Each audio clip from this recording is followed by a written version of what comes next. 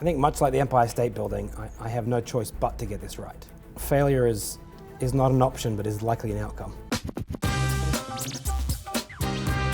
Hi everyone, I'm back. I'm Phillip Youakim, an architect, and today I'll be building a structure in Minecraft. Last time I built the Empire State Building out of Legos without instructions, and based on the comments on that video, I was requested to do something in Minecraft. I don't know what I'm going to build yet. There were some suggestions in the comments. What are we going to do? You are going to be building the Sydney Opera House. I'm from Sydney. I've seen the Opera House my whole life. I spent a lot of time there as a kid. My very first project was based upon the Opera House. So we'll have 1 hour on the clock. All right, time to get started. So it's built on a peninsula that's called Bennelong Point. So then to try to draw in our shells, the largest shell kind of lives something like this. It has its curve come down. So it was designed by a Danish architect named Jørn Utzon, and it was part of an architectural competition. So he actually won the competition to build the Sydney Opera House. They had hundreds of entries, and it's a bit of a sad story actually in the end. They had shortlisted 3 other proposals, and then a famous American-Finnish architect named Eero Saarinen was running late for the judging. And they had the 3 final selections laid out, and Eero Saarinen arrived, and there was a discard pile with Jørn Utzon's proposal on top of the pile. He went through all the proposals and went, that one, which was on the discard pile. So ultimately this came from the ashes to win the competition. I think that covers it for this. So, as we can see, it has a different facade on every side. I don't know how I'm going to do this. So I think this is the peninsula we're going to try to work with. So the pedestal, or the podium that it sits off, is kind of like a sandy color. Oh, there we go, smooth sandstone, that'll do. Take this smooth quartz, that should be good.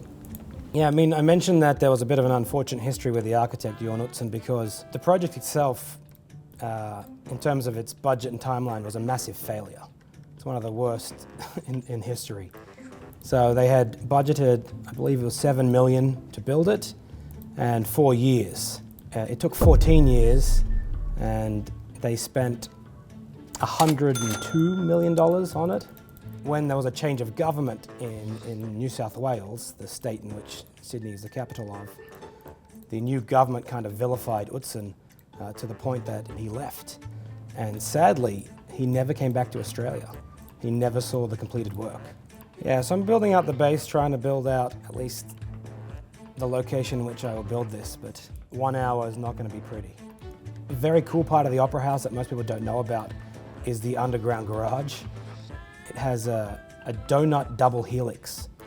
So it's 2 intersected spirals. So when you're in the parking garage and you keep driving down this spiral, eventually you get to the bottom and just end up on the spiral going up. But we're not going to even go there. So that's our pedestal. Nothing like what I drew. Well, I guess something like it. I gotta be nicer to myself. All right, I'm gonna try to draw out the shells or the sails on the top. The sails will be exceptional to get the angle right from multiple views, which I don't think is possible. Utzon was inspired by birds' wings and seashells, clouds, so it was very much a natural typed form. You know, as it sits on the peninsula of the harbour, it looks like sails of a ship that sit out there. So it's become a cornerstone of the architecture of Sydney itself, and it's one of the most iconic buildings in the world. And it was kind of a modernist, expressionist design that didn't partake to some of the work happening around the 1960s all around the world. It was a massive commitment, which is why it took so long and went so far over budget, because they were trying to do the impossible, and they did it. I think we're working with too many angles at too many orientations here, and that's just one sail in half the time. How many sails are there? 10. I think much like the Empire State Building, I have no choice but to get this right, because it's so recognizable. Everyone knows what this looks like. It's not like, you know, an obscure building somewhere. Failure is not an option, but is likely an outcome. What am I going to do? I'm going to say a prayer, realize that we're probably failing, and then beg for more time. Oh, I can cantilever. Oh, that changes things. I wish I knew that from the beginning. Yeah, from this facade, the building kind of looks like a Gothic cathedral, and I don't think we're going to achieve anything Gothic about that. No, it looks like a fat penguin being hugged by a robot man. It's definitely being able to cantilever these out is much more efficient. I don't have to spend so much time destroying what I build. I say that as I destroy what I built. How much time do I have left? 20 minutes. 20 more minutes of failure. Remember when we started and I said I was happy about the choice of the Sydney Opera House? I take that back now. Oh, now it's kind of looking like two penguins doing the dirty. By dirty, I mean construction work. Yeah, this is definitely not a way I would recommend building this. I mean, it doesn't make much sense to work up to down. I probably should have drawn a more accurate footprint and put some internal lines to indicate where things should go. Maybe even put in, you know, a grid, a 3D grid, almost like scaffolding that kind of pointed up towards where things should start and finish, instead of going in so willy-nilly. Aha! I can build in the sky if I have one. So now, I think what I should have done is, let's say I estimated the peak of this shell should be about there. Measure out a point that I want it to finish at. Unlike Legos, we don't have the budgetary restraint here, right? I can have infinite bricks. So I imagine if you didn't have the time restraint, you could, you know, take a larger site and build an exact replica. You just have to increase the scale enough that the blocks allow you to have your curved details look smooth enough. I mean, a curve is nothing but a series of points. So if you have enough of them, it will look curvilicious. The roof is covered in mostly orthogonal tiles. And they also worked out how to build those in a system using that orange method. I believe the tiles came from Sweden. The glass came in from France. So it was an international effort for such an international building. Are they llamas? There may be llamas, yes. Just like Sydney. I have 5 minutes left, and I think the rain perfectly conveys the mood. I knew this would be difficult. I knew it would be more difficult than Lego, but there was a part of me that was like, you know, we can do this. You know, how hard is it to build things out of blocks?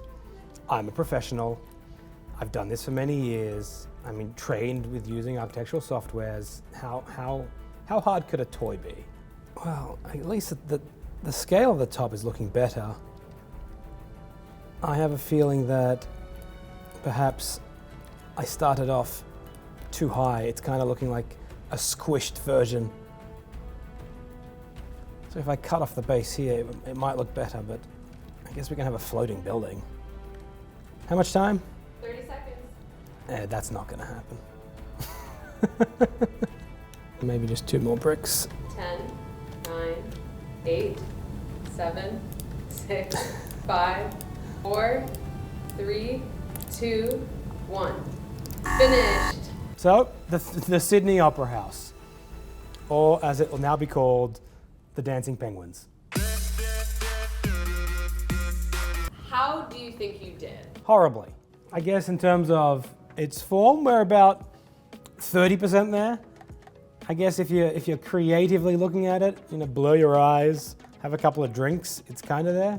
I think it's appropriate that we thought we could do this in an hour, and they thought they could build this in 4 years. It took them 14 years, so I guess I need a couple more hours. I knew it would be difficult to try to replicate the form. I thought I'd get a little closer. I had higher expectations for myself. I think if I had to do it again, a couple days of practice would have helped first if I had gotten over some of the flaws in my usage of the software. Otherwise, it's fantastic. It's a great interface. It's very exciting. A lot of people are playing this.